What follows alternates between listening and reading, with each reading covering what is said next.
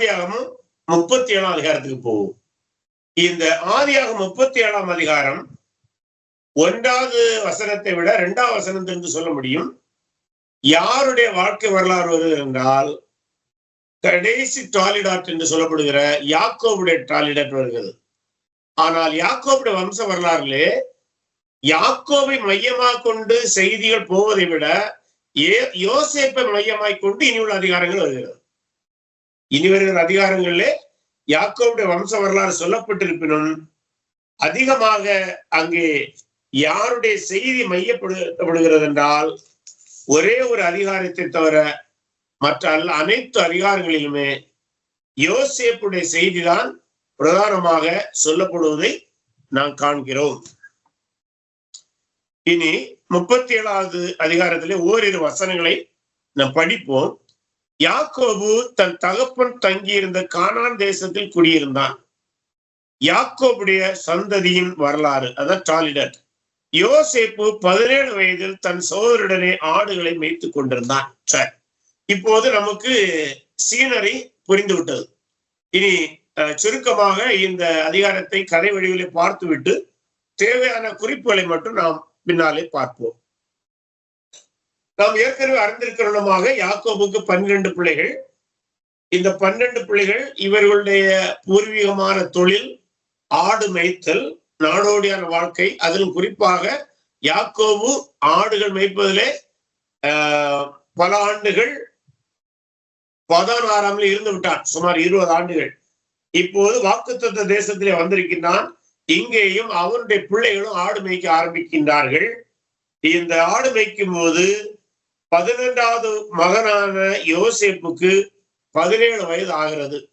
அதாவது 17 வயதிலே அவன் இளம் வாலிபனாக இருக்கின்றான். இவன் என்ன செய்யறான்னா, தன்னுடைய சகோதரர்கள், குறிப்பாக யாருடைய சகோதரர்கள் என்றால், யார் மூலம் பிறந்தவர்கள் என்றால் வில்காள் மற்றும் சில்பாள், இவர்கள் யாக்கோபுடைய மறுமனையாட்டிகள். இவர்கள் மூலம் பிறந்த பிள்ளைகள் படு மோசமான செயல்களை செய்வதுண்டு. இது எல்லாமே தன்னுடைய தந்தையிடம் சொல்லுவது வழக்கம். இதனால என்ன நடந்தது என்றால், இந்த சகோதரர்களுக்கு இவன் மேல் ஏற்கனவே எரிச்சல் உண்டாகிவிட்டது. யோசேப்புக்கு மீது எரிச்சல் வருவதற்கு ஒரு காரணம், இவன் தன் சகோதரர்கள் செய்கிறதான, குறிப்பாக சில்பாள் மற்றும் பில்காளுடைய பிள்ளைகள் செய்கிறதான தவறான காரியங்களை தகப்பனாகி யாக்கோபிடம் சொன்னான். அது தன்னுடைய சகோதரர்களுக்கு இவன் மீது வெறுப்புற காரணம். 2வது, தகப்பனுக்கு இவன் மேல் ரொம்ப விருப்பமாக இருந்தபடினாலே பலவர்ண ஆடை கொண்டு கொடுத்திருந்தார். இந்த பலவர்ண ஆடை என்பது குறிப்பாக பெற்றோர்கள் தாங்கள் விசேஷமாக நேசிக்கிறவர்களுக்கு கொடுக்கிற ஆடை.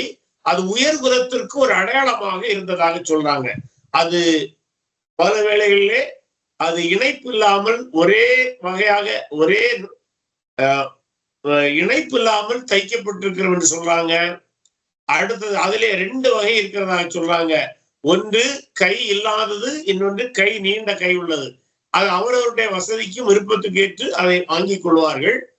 பொதுவாக இந்த பலவர்ண ஆடை அணிகிறவர்கள் வேலைக்கு செல்ல மாட்டார்கள். ஏனென்றால் அவன் உயர்ந்த அந்தஸ்தை அடைந்தவர்களாக கருதப்பட்டு, அதாவது ஒரு எஜமான் போன்ற நிலைமைக்கு வருகிற அப்படின்னாலே வேலைக்கு செல்ல மாட்டார்கள். ஆனா ஒரே ஒரு வித்தியாசம், இங்க யோசேப்பு அதை அணிந்திருந்தாலும் கடினமான வேலைக்கு செல்வதை நாம் கவனிக்கின்றோம். ஒரே ஒரு வித்தியாசம், அவன் தகப்பனார் அதை கொடுத்த பின்பும் அவன் வேலை செய்வதற்கு தயங்கவில்லை. இது நமக்கு கூட கற்றுக்கொள்ள வேண்டும். நம்ம எந்த விதமான உயர்ந்த இடத்திலே நாம் இருந்தால் கூட நம்மளான இயன்ற பணிகளை செய்வதற்கு நாம் தயங்கக்கூடாது என்பதற்கு யோசேப்புடைய சிறு வயதிலிருந்து கூட நாம் ஒரு பாடத்தை கற்றுக்கொள்ள முடியும். ஆகவே யோசேப்பை சகோதரர்கள் வெறுப்பதற்கு முதல் காரணம், அவன் செய்கிற தவறை தந்தைக்கு சொல்லி கொண்டு வந்தான். 2வது, அவனுக்கு இந்த பலவர்ண ஆடை கொடுத்தது ஒரு காரணமாக இருந்தது. அடுத்ததாக 5ஆம் வசனத்திலே யோசேப்பு ஒரு சொப்பனம் கண்டு அதை தன் சகோதரருக்கு அறிவித்தான் இருக்கிறோம். இந்த இடத்துல ரொம்ப முக்கியமான ஒரு இன்ட்ரெஸ்டிங்கான ஒரு செய்தி, யோசேப்பு சொப்பனம் கண்டான். ஆனால் தேவன் அந்த சொப்பனத்தை வெளிப்படுத்துவதாக வசனம் சொல்லவில்லை. யோசேப்பு சொப்பனம் கண்டான், அதை தேவன் வெளிப்படுத்துவதாக அங்கே செய்தி வரவில்லை. நம்ம இதுக்கு முன்பு பார்த்த சொப்பனங்கள் தரிசனங்கள் எல்லாமே கர்த்தர் பேசியதாக வரும், அல்ல கர்த்தர் அவரோடு தோன்றியதாக வரும். இதுல எதுவுமே வரவில்லை.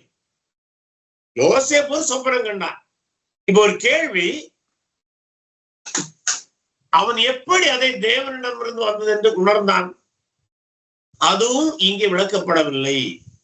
ஆனால் ஒன்று மட்டும் தெளிவாக இருக்கிறது, யோசேப்புக்கு மிக தெளிவான ஒரு எண்ணம் இருந்தது. இந்த தரிசனத்தை தேவன்தான் எனக்கு கொடுத்தார் என்கிற நம்பிக்கை இருந்தது. அந்த தரிசனத்தை அவன் தேவன் கொடுத்தார் என்று அறிந்தபடினாலே அவனுடைய பிற்பகுதி வாழ்க்கை முழுவதுமே அதன் அடிப்படையிலே வாழ்ந்தான் அல்லது வாழ தலைப்பட்டான் என்று கருதுகிறார்கள். இந்த இடத்துல இன்னொரு தகவலையும் நாம் அறிந்து கொள்ள வேண்டும். இந்த ஆண்டவர் ஆதியாகமத்திலே தன்னுடைய திட்டத்தை 3 வகையிலே வெளிப்படுத்தியுள்ளார். ஆண்டவர் இந்த ஆதியாகம புத்தகத்திலே தன்னுடைய திட்டத்தை 3 வகையிலே வெளிப்படுத்தியுள்ளார். அது ஆதியாகமம் 1 முதல் 11 அதிகாரங்களிலே தெய்வீக அடையாள வெளிப்படுத்தல்கள் அல்லது தியோபனி, நீங்க தியாலஜில படிச்சிருப்பீங்க, தியோபனி என்கிற ஒரு வேர்டு படிச்சிருப்பீங்க. அதாவது காட், தேவன் ஒரு மனிதனை போல அல்லது மனித பேச்சு மூலமாக வெளிப்படுத்துவது. அது முதல் 11 அதிகாரங்களில் அப்படித்தான் வெளிப்படுத்தியிருக்கிறார், த்ரூ தியோபனி. அடுத்த 12 முதல் 35 அதிகாரங்களிலே சொப்பனங்கள் மற்றும் தரிசனங்கள் மூலம் வெளிப்படுத்தியிருக்கிறார். பாருங்க, ரொம்ப அருமையான ஒரு இன்ட்ரெஸ்டான தியாலஜிக்கல் பாயிண்ட். 1 முதல் 11 தியோபனி மூலம், தெய்வீக அடையாள வெளிப்படுத்தல் மூலம் வெளிப்படுத்தியிருக்கிறார். 12 முதல் 35 வரை சொப்பனங்கள் மற்றும் தரிசனங்கள் மூலம் வெளிப்படுத்தியிருக்கிறார். 36 தொடங்கி அவர் சூழ்நிலைகள் மூலம் வெளிப்படுத்துகிறார்.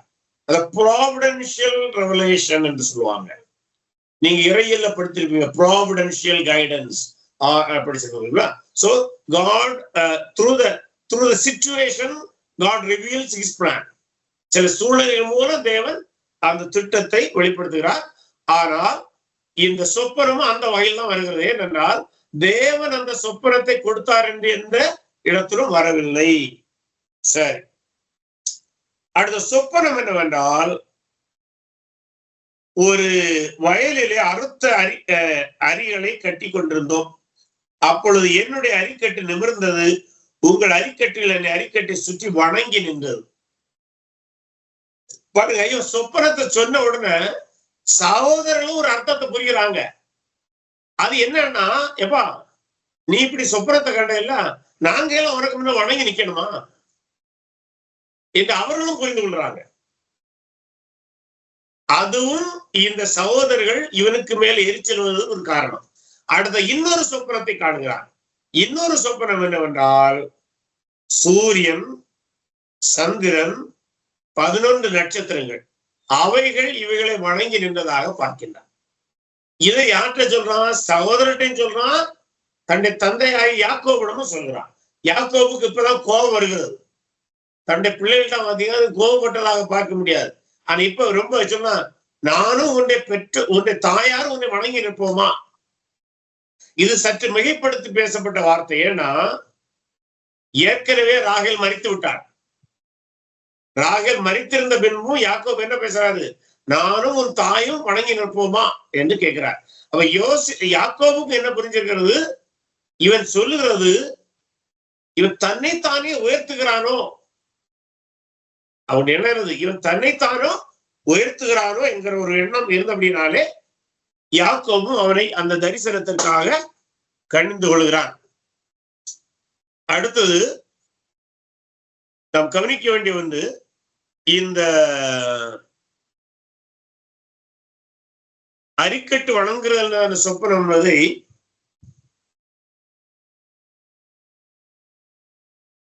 விவசாயத்தோடு சம்பந்தப்பட்டது. அடுத்ததாக அதனுடைய எளிய பொருள், அப்பம் கேட்டு வருவார்கள் என்பதுதான் அதனுடைய செய்தியாக இருக்கிறது. ஏனென்றால் பிற்காலத்தில் அவர்கள் அப்பத்தை கேட்டு இங்கே வந்ததை நாம் பார்க்கின்றோம். அதுபோல நட்சத்திர, சூரிய, சந்திரன் இவரை வணங்குவது, அது யாக்கோபுக்கும் அவன் சகோதரருக்கும் யோசேப்பு பாதுகாப்பா இருப்பான் என்பதை காட்டுகிறது. சில அறிஞர்கள் என்ன சொல்றாங்கன்னா, இந்த சந்திர சூரிய நட்சத்திரமும் கூட விவசாயத்தோடு தொடர்புடைய சொப்பனம்னு சொல்றாங்க. ஏன்னா இந்த சூரிய சந்திர சுழற்சியின் அடிப்படையில தான் காலநிலைகள் மாறுவதும் மழை வருவதும். ஆகவே சிலர் அதை இரண்டு சொப்பனங்களுமே ஒரு விதத்திலே விவசாயத்தோடு தொடர்பு என்று சொல்கிறார்கள். அடுத்ததாக இந்த சொப்பனத்தின் நிமித்தம் இவனை பழி வாங்குவதற்காக திட்டமிடுகிறார்கள். இந்நிலையிலே தன்னுடைய தகப்பனாகிய யாக்கோபு கேட்டுக்கொண்ட நிமித்தம் தன்னுடைய சகோதரர்கள் ஆடு மேய்க்க சென்றிருக்கிறார்கள். அங்கே தேடி செல்கிறான். தேடி சென்று முதல் இடத்திலே காணவில்லை. பின்பு விசாரித்த போது தோத்தான் என்கிற இடத்துக்கு சென்றதாக அறிகிறார்கள். தோத்தான் என்பது ஏகதேசம் அன்றைய காலத்தில் இருந்த ட்ரேட் ரூட்டுக்கு பக்கத்துல இருந்தது. இஸ்ரேலுடைய ஏகதேசம் வடபகுதியில் இருந்த இடமாக இருக்கிறது. இந்த வடபகுதியில இருந்த இடத்துக்கு தேடி சென்று சகோதரர்களை காண போகின்றான். ஆனால் துரதிருஷ்டவசமாக இவன் தூரத்தில் வரும்போதே இவனுடைய சகோதரர்கள் கண்டு இவனை பழிவாங்க திட்டமிட்டு கொல்ல திட்டமிடுகிறார்கள். அது மட்டுமல்ல, அவங்க சொன்னாங்க, இவனை நாம் கொன்று போட்டால் எப்படி இவன் கண்ட சொப்பனங்கள் நிறைவேறுகிறது என்று நினைக்கிறார்கள். அப்ப அதுல இருந்து அவர்களுக்கு உள்ளூர ஒரு பயம் இருந்திருக்கிறது. இவன் வளர்ந்து நம் அனைவருக்கும் தலைவனாகி விடுவானோ என்கிறதான ஒரு பயம் இருந்திருக்கிறது, அந்த பொறாமை இருந்திருக்கிறது. ஆகவே இவனை கொல்ல திட்டமிடுகிறார்கள். ஆனால் அவருடைய சகோதரன் ஒருவனாய ரூபன், அவன் தான் மூத்தவன். நமக்கு அந்த 12 பேர்ல பட்டியல பார்ப்போம்னா ரூபன் தான் மூத்தவன். அவன் என்ன செய்யறான்னா, எப்படியாவது யோசேப்பை பழிவாங்க வேண்டும்ங்கிற எண்ணம் அவனுக்கு இருக்கிறது. ஆனால் கொல்லக்கூடாதுங்கிற எண்ணம் அவனுக்கு இருக்கிறது. ஆக அவன் என்ன சொன்னான் மற்ற சகோதரத்துல, இவனை நாம் கொல்ல வேண்டாம், இவனை ஒரு குழிக்குள்ளாக போட்டுக் கொள்வோம் என்று சொல்றாங்க. குழி எது என்றால், நாம் ஏற்கனவே பார்த்துக்கிறோம் அல்லவா, ஆடு மாடுகளுக்கு தண்ணீர் கட்டுவதற்காக ஆழமாக குழி தோண்டி அதிலே தண்ணீர் இருக்கும். சில வேளை அதை மூடி இருப்பார்கள். அப்படி ஒரு தண்ணீர் இல்லாத ஒரு குழியிலே இவனை இறக்க சொல்றான். அவன் தந்திரமா தான் இதை செய்யறான். எதுக்கென்றால், இப்போ குழியில இறக்கி விட்டால் பிற்பாடு யாருக்கும் தெரியாமல் ரகசியமாக வந்து தம்பியை காப்பாற்றி தந்தையிடம் கொண்டு சேர்த்து விட வேண்டும். இதுல சிமியோனுக்கு ஒரு விதத்திலே நல்ல எண்ணம், மறுபுறத்திலே அவனுக்கு வேறொரு எண்ணமும் இருந்தது. அது என்னவென்றால், நாம் முந்தின அதிகாரத்திலே பார்த்திருக்கின்றோம், இந்த சிமியோன் தன் தந்தையுடைய மறுமனையாட்டிடம் சென்று தகப்பனுக்கு இவன் மீது ஒரு வெறுப்பு ஏற்பட்டிருந்தது. ஆகவே என்ன பிளான் பண்றான்னா, ஒரு பக்கம் தம்பியை காப்பாற்றின மாதிரி வரும், இன்னொரு பக்கம் இந்த தம்பியை கொண்டு தந்தையிடம் சேர்த்தால் தந்தைக்கு மகிழ்ச்சியாக இருக்கும், தந்தையும் தன்னோடு ராசியாகி விடுவார், அவருக்கு இருக்கிற கசப்புகள் எல்லாம் மாறலாம் என்று கூட அவன் கருதி இருக்கிறான். எப்படி இருந்தாலும் அதுவும் தேவனுடைய திட்டமே. அவனுடைய பேச்சை கேட்டு மற்ற சகோதரர்கள் இவனை கொல்லாமல் குழியில இறக்கி விடுகிறார்கள். குழியில இறக்கி விட்ட பின்பு அவன் வேறொரு இடத்திற்கு ஆடு மேய்க்க செல்கிறான். இவர் ஒரு இடத்தில் இருக்கிறார்கள். சற்று நேரம் கழித்து இங்கே வந்து பார்க்கும்போது யோசேப்பு அந்த குழியில் இல்லை. அதை பார்த்து அவன் விசனப்படுகிறான். இதற்குள்ளாக என்ன நடந்தது என்றால் உங்களுக்கு தெரியும். யூதா ஒரு ஆலோசனை கொடுக்கிறான். என்ன ஆலோசனைனா, நம்ம தம்பியை கொல்ல வேண்டாம். அப்ப அந்த வழியாக இஸ்மவேலர்கள் வருகிறார்கள். இந்த இஸ்மவேலர்கள் அடிமை வியாபாரம் செய்கிறவர்கள். அவர்கள் அரேபிய பகுதியிலிருந்து எகிப்திற்கு வாணிபத்துக்கு செல்கிறவங்க. அவங்கள்ட்ட 20 சேக்கலுக்கு இவனை விற்று விடுகிறார்கள். இந்த ஐடியாவை கொடுத்தது யாரு, அல்லது இந்த ஆலோசனை கொடுத்தது யாரு? யூதா. யூதாவுக்கும் தம்பியை பழிவாங்க வேண்டும் என்கிற எண்ணம் இருந்தது.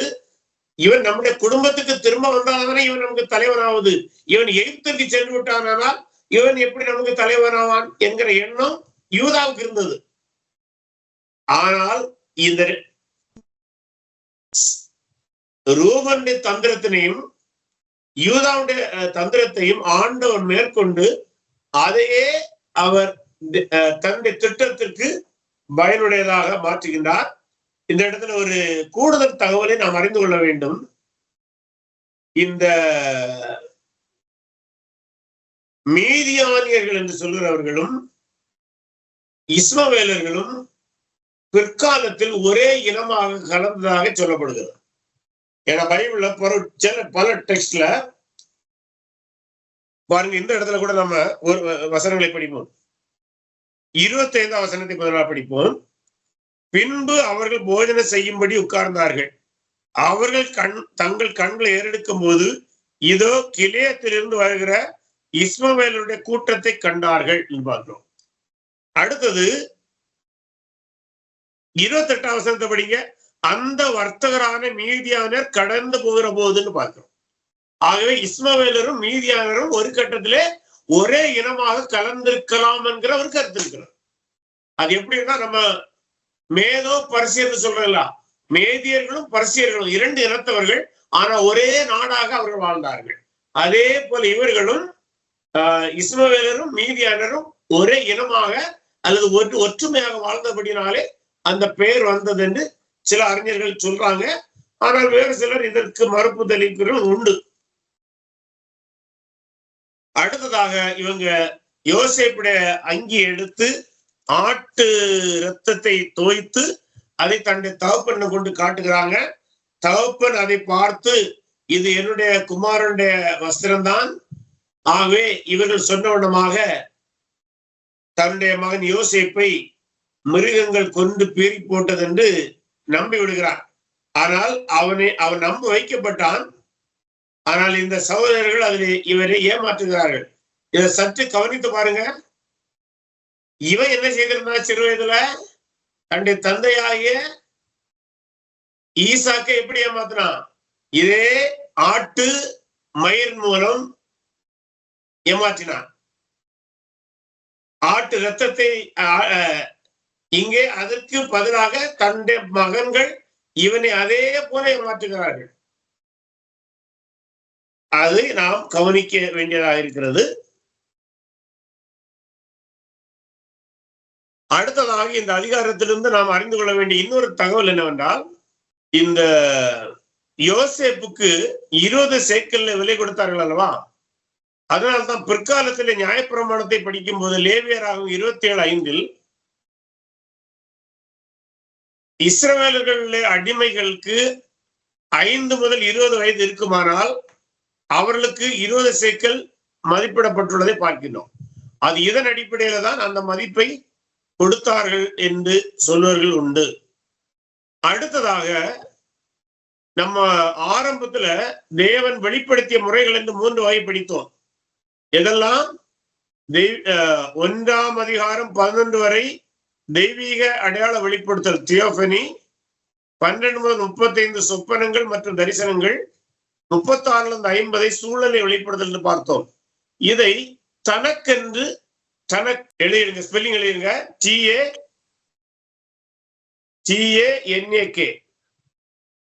TANAK. ஆமா, இந்த தனக்கு என்னன்னா முதல் உள்ள TA தோராவை குறிக்கும். பஞ்சாகமம் முதல் உள்ள TA தோராவை குறிக்கும். தோரா மோசேயுடைய 5 ஆகமங்கள். அடுத்த NA அத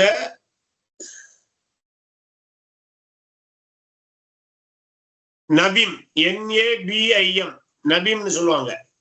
நபீம் சிலங்க நபீத்வீம்னு சொல்லுவாங்க. நபீம்னா தீர்க்க தரிசன புஸ்தகங்கள்.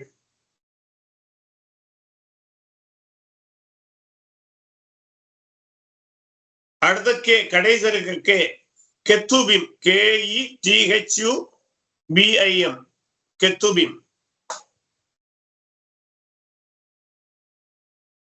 இதை ஏன் தனக்குன்னு சொன்னாங்கன்னா, யூதருடைய பைபிள 3 டிவிஷனா பிரிப்பாங்க. நம்முடைய பைபிள் எத்தனை பிரிக்கிறோம்? நமக்கு பழைய ஏற்பாடு புதிய ஏற்பாடுன்னு 2ஆ பிரிக்கிறோம். அடுத்ததாக பழைய ஏற்பாட நம்ம 5ஆ பிரிப்போம். எதென்றால் பாடல் புஸ்தகங்கள், வரலாற்று புஸ்தகங்கள், மன்னிக்கும், பஞ்சாகமும், வரலாற்று புஸ்தகங்கள், பாடல் புஸ்தகங்கள், பெரிய தீர்க்கதரிசிகள், சிறிய தீர்க்கதரிசிகள் நம்ம 5ஆ பிரிப்போம். ஆனா யூதர்கள் தங்களுடைய பழைய ஏற்பாட்டை 3ஆ பிரிப்பாங்க. அத முதல் பிரிவு தோரா, மோசேயுடைய ஆகமங்கள்.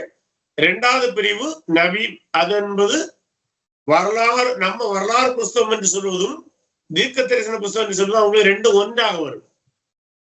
அடுத்தது மூன்றாவது கெத்துபின், பாடல் புஸ்தகங்கள் அல்லது விஸ்டம் லிட்ரேச்சர்னு சொல்லுவாங்க, ஞான இலக்கியங்கள்னு சொல்லுவாங்க. அதுல யோபு, சங்கீதம், நீதிமொழிகள், பிரசங்கி, உன்னத பாட்டெல்லாம் அந்த கெத்துபின்ல வரும், பாடல் புஸ்தகங்கள் நாம் சொல்லுகின்றோம். சோ இந்த 3 டிவிஷனையும் சிலர் அதோடு ஒப்பிடுவார்கள். இதெல்லாம் உங்களுக்கு கூடுதல் தகவலாகத்தான் நாம் அதை பார்க்கிறோம். அடுத்ததாக இதே அதிகாரத்திலிருந்து வேறு சில கூடுதல் தகவல்களை பார்ப்போம். இந்த யோசேப்பை குழியில் போட்டு எடுத்தார்கள் அல்லவா, அந்த குழியில் போட்டு எடுத்ததை உயிர்த்தெழுதலுக்கு ஒப்பிடுவார்கள். அவன் மரித்து உயிர்த்தெழுந்ததுக்கு ஒப்பிடுவாங்க. குழியில் போட்டு எடுத்ததை மரித்து உயிர்த்தெழுந்ததுக்கு ஒப்பிடுவார்கள். அடுத்தது ஒரு கவுன்சிலிங் பாயிண்ட். நம்ம ஏசாவுக்கு வாழ்க்கையில இருந்து ஒரு கவுன்சிலிங் பாயிண்ட் படிச்சோம்.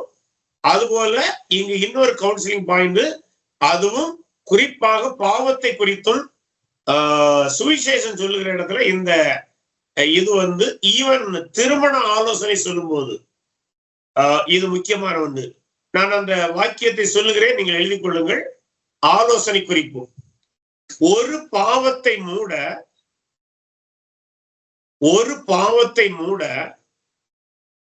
இன்னொரு பாவத்தை மட்டுமே மனிதன் செய்ய முடியும். ஒரு பாவத்தை மூட அல்லது மறைக்க இன்னொரு பாவத்தை மட்டுமே மனிதன் செய்ய முடியும். பாவத்தை இன்னொரு பாவம் செய்யாமல் மூட தேவனால் மட்டுமே முடியும்.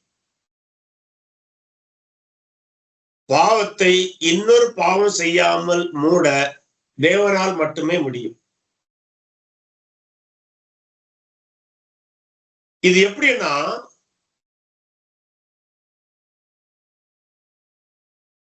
யோசேப்பின் சகோதரர், எழுதிட்டீங்களா? நான் திரும்ப வாசிக்கிறேன். ஒரு பாவத்தை மூட இன்னொரு பாவத்தை மட்டுமே மனிதன் செய்ய முடியும். பாவத்தை இன்னொரு பாவம் செய்யாமல் மூட தேவனால் மட்டுமே முடியும். இது எப்படி பாக்குறோம்னா, யோசேப்புங்க சகோதரர்கள் யோசேப்பை குழியில போடுறாங்க. அதை மூடுவதற்கு இன்னொரு பாவத்தை செய்யறாங்க. அந்த பாவத்தை மூடுவதற்கு இன்னொரு பாவத்தை செய்யறாங்க. அப்படிதான் செய்தாங்களே தவிர பாவத்தை அவங்களால மறைக்கவே முடியல. தேவனால் மட்டும்தான் நம்முடைய பாவத்தை மூட முடியும். நாமும் கூட ஒரு பாவத்தை செய்வோமானால் அதை மூடுவதற்கு இன்னொரு பாவம் தான் செய்ய முடியும். அது மற்றபடி அதை ஒண்ணும் பண்ண முடியாது. தேவனால் மட்டும்தான் மனிதனுடைய பாவத்தை முழுமையாக பாவம் இல்லாமலே மூட முடியும். இது நம்ம கவுன்சிலிங்ல சில இடங்கள்ல நமக்கு பயன்படும். அடுத்த இன்னொரு குறிப்பு இருக்கிறது. மனித தவறுகள் மூலம் கூட, இது தியாலஜிக்கல் பாயிண்ட். மனித தவறுகள் மூலம் கூட தேவ மகிமை வெளிப்படும். மனித தவறுகள் மூலம் கூட தேவ மகிமை வெளிப்படும். கிராஸ் ரெஃபரன்ஸ் வசனங்கள் எழுதிக்கொள்ளுங்க. சங்கீதம் 76:10, சங்கீதம் 76:10, ரோமர் 8:28. சங்கீதம் 76:10, ரோமர் 8:28. தேவனிடத்தில் அன்பு உள்ளக்கு சகலம் நன்மைக்கு எதுவாய் நடக்கிறது பார்க்கிறோம் அல்லவா, அந்த வசனம். இது எப்படின்னா, இந்த யோசேப்புடைய சகோதரர்கள் தவறு செய்யறாங்க. ஆனால் அந்த தவறு தேவனுடைய திட்டத்துக்கு நேராக போய்கொண்டிருக்கிறது. அது அவங்களுக்கே அது தெரியாது. ஈவன் ஒரு யோசேப்பு கூட தெரியுமான்னு தெரியாது. ஆனால் யோசேப்புக்கு பிற்காலத்தில் அவன் உணர்ந்திருப்பான். ஏன்னா ஒரு கட்டத்துல என்ன சொன்னா, நீங்கள் எனக்கு தீங்கு செய்ய நினைத்தீர்கள், ஆனால் தேவன் அதை எனக்கு நன்மையாக மாற்றினார் சொல்லுவதனால யோசேப்பு அதை அறிந்திருக்க வேண்டும், அல்லது குறைந்தபட்சம் தன்னுடைய வாழ்நாளுடைய இறுதி பகுதியிலே அவன் அறிந்திருப்பான்.